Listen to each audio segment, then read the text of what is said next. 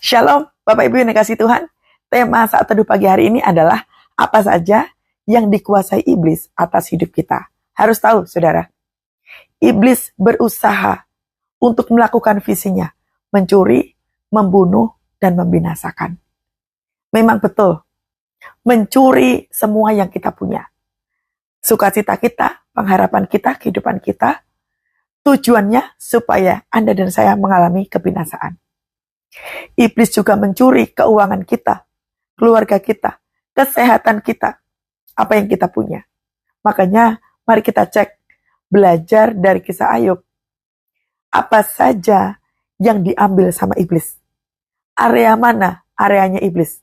Area mana area Tuhan? Buka kitabnya, saudara, di kitab Ayub 1, ayat yang ke-12. Demikianlah firman Tuhan. Maka firman Tuhan kepada iblis, nah, segala yang dipunyainya ada dalam kuasamu.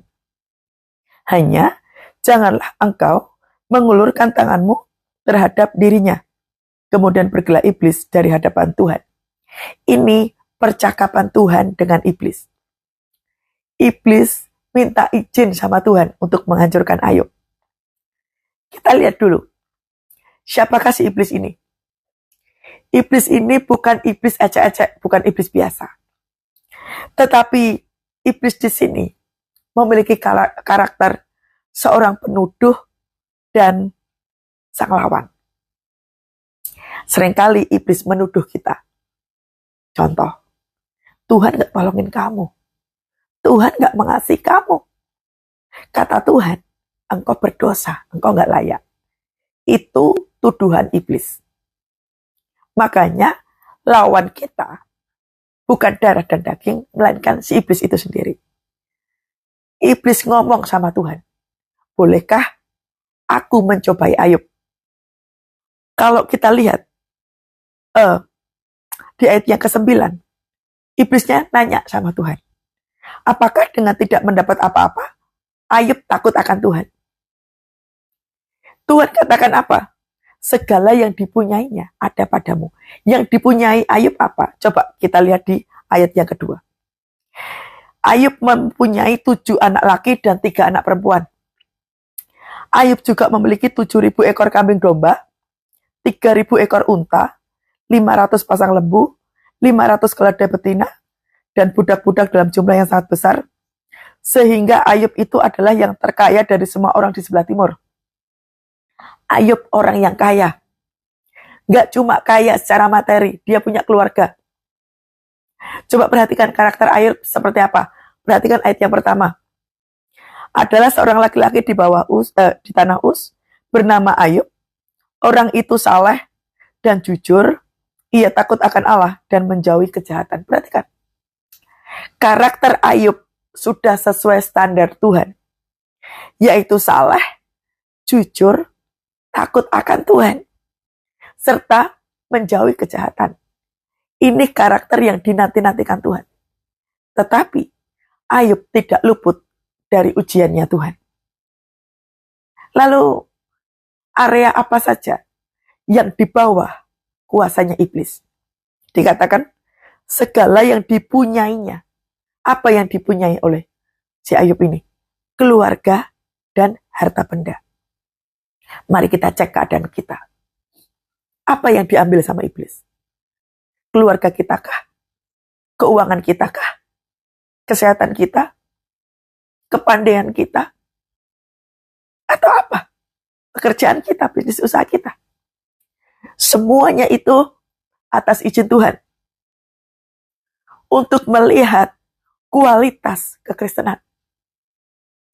Ayub yang sedemikian salehnya, jujur, yang hidup sesuai dengan standar Tuhan, tetap diuji sama Tuhan, apalagi kita. Hari-hari ini, di masa-masa ini, kita tahu bahwa di tahun baru Ibrani 5786 adalah tahun pemurnian dan penghakiman. Semua orang akan mengalami siapa dimurnikan, siapa dihakimi, sesuai dengan respon masing-masing. Kalau respon kita benar, kita akan memasuki masa pemurnian. Ayub dimurnikan sama Tuhan. Tetapi akan beda cerita Kalau kita menolak didikan Tuhan, menolak prosesnya Tuhan, maka akan masuk ke dalam penghakiman. Ayub sungguh-sungguh berpegang teguh kepada Tuhan. Nah, kalau kita melihat cerita akhir daripada Ayub, Ayub berkemenangan. Ayub tidak menghujat Tuhan, Ayub tetap setia, dia tetap dengan posisinya. Sekalipun pada kenyataannya, Ayub gak cuma kehilangan keluarganya, kekayaannya, bahkan kesehatannya pun dicuri sama iblis. Jadi perhatikan, Tuhan tahu bagaimana Tuhan mengasihi kita. Semua kekayaan kita, keluarga kita, diizinkan Tuhan untuk dicuri sama iblis. Tetapi ada yang satu yang tidak. Perhatikan ya. Janganlah engkau mengulurkan tanganmu terhadap dirinya. Jadi, tubuh kita, kehidupan kita secara pribadi adalah areanya Tuhan. Pertanyaannya, kalau itu areanya Tuhan, kenapa ada orang bunuh diri? Kenapa ada orang stres? Kenapa ada orang frustrasi? Kenapa ada orang meninggalkan Tuhan? Perhatikan ya. Tuhan mengasihi kita. Berarti dari ujung kepala sampai ujung kaki dikasihi oleh Tuhan, dijaga oleh Tuhan. Karena respon kita salah. Seringkali kita tidak nangkap isi hati Tuhan. Waktu kita diproses, kita berteriak. Kita memilih murtad meninggalkan Tuhan. Makanya kita jadi bulan-bulanan iblis. Frustrasi yang berkepanjangan. Bukan salah Tuhan. Pilihan kita yang salah. Kita memilih cari jalan keluar sendiri daripada mengikuti aturannya Tuhan. Ayub mau diproses oleh Tuhan. Karena kesetiaannya diuji sama Tuhan. Kita pun lagi dilihat sama Tuhan. Apakah respon kita di tahun 5786 ini, kita memilih dimurnikan atau dihakimi? Karena masing-masing daripada kita akan begini. Kita memilih untuk percaya Tuhan atau enggak, ikut Yesus atau enggak, tetap kok. Proses tetap akan berjalan. Makanya pilih aja proses daripada dihakimi. Tuhan sudah katakan bahwa jangan ulurkan tanganmu. Artinya apa toh? Jangan ulurkan tanganmu itu? Yang artinya ada batas otoritas Tuhan. Jangan mengambil langkah di luar otoritasnya Tuhan. Yang artinya begini, jangan mencoba menyelamatkan diri. Keselamatan itu miliknya Kristus. Bagian kita adalah mau diproses, mau dibentuk. Apa saja yang Tuhan mau dalam kehidupan kita, izinkan Tuhan yang berperkara. Kalau sekarang ini, keadaanmu lagi hancur-hancuran. Iblis mencoba untuk mencuri keluargamu, mencuri keuanganmu, mencuri kesehatanmu. Ketika respon kita benar, kualitas kekristenan kita tetap akan teruji. Karena kita semua tahu bahwa Ayub pada akhirnya menang. Bahkan apa yang dicuri iblis dikembalikan jauh lebih dahsyat. Berlipat-lipat kali ganda. Nanti di pasal yang 42 Anda bisa baca. Kemenangan Ayub karena taat pada Tuhan.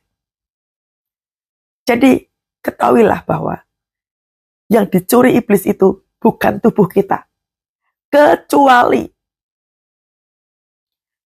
kita buka celah. Apa tandanya kita buka celah? Overthinking, menyalahkan Tuhan, berhenti berdoa, berhenti percaya kepada Tuhan. Sewaktu kita buka celah, maka iblislah yang menguasai hidup kita. Yang tadinya hidup kita itu adalah otoritasnya Tuhan. Karena kita buka celah, maka seluruh aspek kehidupan kita dikuasai oleh iblis. Berapa banyak orang Kristen gak tahan dengan proses Tuhan? Mundur dari pelayanan, murtad meninggalkan Tuhan, tidak lagi berdoa, menghujat Tuhan, berhenti berharap. Apakah kehidupan menjadi lebih baik? Sudah pasti tidak. Karena ketika kita hidup di luar pimpinan Tuhan, maka yang terjadi adalah kita dipimpin oleh setan. Di dunia ini hanya ada dua tuan, Tuhan atau Mamon. Mamon bicara tentang apa? Semua yang kita mau, yang berbentuk duniawi itu mamon. Kita mau seperti apa? Mau hidup dipimpin Tuhan? Atau kita mau cari jalan keluar sendiri? Nah, pengertian kuasa, segala yang dipunyai si Ayub ini, ada dalam kuasa iblis. Ada 3 pengertian kata kuasa. Yang pertama, kuasa yang pertama memiliki arti dipengaruhi. Berapa sering iblis mempengaruhi kita supaya kita berhenti percaya? Hawa, waktu di Taman Eden, dia ditipu sama si ular itu dengan mengatakan bahwa Tuhan mengatakan semua yang ada di sini nggak boleh kamu makan. Iblis berusaha untuk menipu Hawa supaya apa? Hawa membenci Tuhan. Iblis berusaha menguasai kita, mempengaruhi kita, supaya jalan kehidupan kita salah terus. Salah berkeputusan, salah berpikir, salah bertindak, salah berkata-kata. Nah, iblis berusaha mempengaruhi kita. Tuhanmu gak tolong, Tuhanmu gak peduli, udah gak usah doa, udah cari jalan keluar yang lain. Iblis berusaha mempengaruhi kita supaya apa? Kita ditarik jauh dari hatinya Tuhan. Pengertian kuasa yang kedua adalah dikendalikan. Seringkali iblis berusaha menundukkan kita, mengendalikan kita. Pada saat apa, saudara? Pada saat kita tidak mau dipimpin oleh Tuhan. Waktu kita mau dipimpin oleh Tuhan, maka telinga kita mendengar suara Tuhan. Apa yang kita lakukan, apa yang kita kerjakan pasti sesuai dengan perintah Tuhan. Tapi sewaktu kita tidak berdoa, sewaktu kita ambil keputusan sendiri, kita dikendalikan oleh iblis. Kita overthinking, mengalami kelemahan tubuh. Kita ketakutan terus-menerus. Pikiran kita hanya tentang kekayaan, kebutuhan, hawa nafsu, dikendalikan dengan semua kebutuhan hidup. Karena tujuan iblis cuma satu kok, membinasakan hidup kita. Jadi, waktu Tuhan katakan semua yang dimiliki oleh Ayub itu ada dalam kuasanya. Artinya, yang pertama tadi, iblis berhak mempengaruhi Ayub, iblis juga berhak untuk mengendalikan atau menundukkan Ayub. Tergantung apa respon kita. Kalau kita nggak peka dengan pekerjaan iblis, kita akan dikuasai, diperbudak dengan kebutuhan. Bangsa Israel memilih untuk kembali ke Mesir. Kenapa? Karena di Mesir ada banyak makanan. Semua kebutuhan tercukupi. Tapi Israel tidak mengerti bahwa hidupnya diperbudak sama apa yang menjadi kebutuhannya. Sehingga hubungan bangsa Israel dengan Tuhan jauh. Seringkali kita diperbudak sama kebutuhan. Pagi-pagi udah kerja. Pagi-pagi sibuk dengan kesibukan kita sendiri. Kita hampir-hampir nggak punya waktu dengan Tuhan. Ibadah minggu saja kita pakai buat kerja. Kita diperbudak oleh kebutuhan hidup. Diperbudak oleh kesenangan duniawi. Demi traveling. Kerja terus. Demi mendapatkan kebahagiaan. Rela cerai. Menikah dengan orang lain. Demi mendapatkan uang. Mencuri. Menipu. Melakukan pekerjaan-pekerjaan yang tidak baik. Iblis berusaha menundukkan kita, menaklukkan kita, agar supaya kita apa? Gak bisa berbuat apa-apa. Berapa banyak orang Kristen frustrasi hari-hari ini? Hidupnya dikendalikan oleh ketakutan. Gak bisa tidur, harus minum obat. Ketakutan yang sangat luar biasa. Hidupnya dibelenggu dengan berbagai macam ketakutan. Pengertian yang ketiga tentang kuasa adalah kekuatan yang bukan berasal daripada Tuhan. Kita mencoba untuk cari pertolongan orang lain. Engkau kepepet, banyak utang contohnya. Merasa bahwa Tuhan gak tolong. Cari pertolongan lain. Pinjaman online, judi online, mencari pekerjaan-pekerjaan yang gak jujur demi uang. Segala hal yang kita putuskan di luar daripada isi hati Tuhan. Berapa banyak keluarga-keluarga memilih bercerai. Demi apa toh? Kebahagiaan semu. Gak mau berdoa, gak mau berjuang. Iblis berusaha membuat kita tidak melakukan firman. Orang-orang yang tidak percaya terus aja dililit utang. Supaya kita nggak percaya sama Tuhan. Katanya Tuhan memberkati. Katanya Tuhan menolong kita. Tapi mana buktinya nggak ada. Iblis berusaha mempertontonkan kita dengan kesukaran. Iblis berusaha mempengaruhi pikiran kita. Agar supaya apa toh? Agar supaya kita cari jalan keluar sendiri. Jangan percaya Tuhan.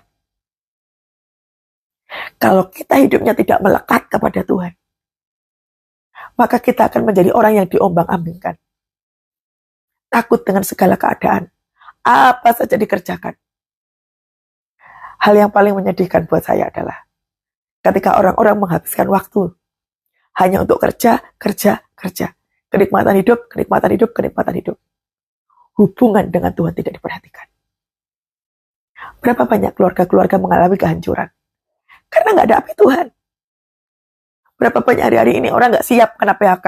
Orang nggak siap mengalami kehancuran keluarga. Kenapa? Api Tuhan nggak ada. Kita cenderung menggunakan kekuatan pribadi. Kita tidak mengasihi Tuhan dengan sungguh-sungguh. Pikiran-pikiran kita hanya kepikiran tentang kebutuhan sendiri. Tanpa kita sadari, satu persatu dicuri sama iblis. Termasuk kesehatan mental kita. Kita ini kan ada 3 hal ya. Tubuh, jiwa, dan roh. Tubuh dicuri sama iblis, bentuknya sakit penyakit. Jiwa dicuri oleh iblis, bentuknya kekosongan, kehancuran, sakit mental, gak berpengharapan. Kalau tubuh dan jiwa dicuri sama iblis, hanya tinggal roh. Kalau roh kita padam, maka kita tidak akan pernah bisa menolong tubuh dan jiwa. Apa jadinya kalau tubuh, jiwa, dan roh dicuri semua sama iblis? Apa yang kita bisa pertahankan dalam hidup? Kecuali hanya marah, sedih berlebihan, sakit-sakitan, tidak berpengharapan, putus asa terus-menerus, berujung bunuh diri. Misi iblis terjadi bagi kita, binasa. Jadi perhatikan, iblis mempengaruhi kita, iblis menaklukkan kita, menundukkan kita. Iblis memberikan kekuatan semu, agar supaya kita meninggalkan Tuhan.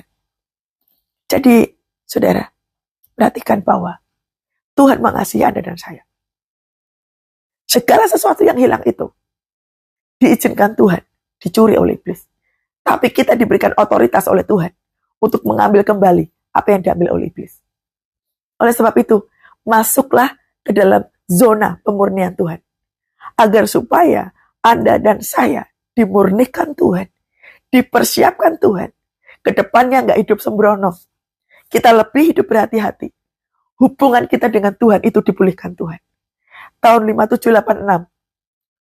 Yang tadi tentang pemurnian dan penghakiman. 5786 juga berbicara tentang apa? Tentang mulut. Hati-hati dengan mulutmu. Mulut dipakai untuk memberkati. Pakailah mulut untuk memuji Tuhan. Bangun hubungan yang intim dengan Tuhan.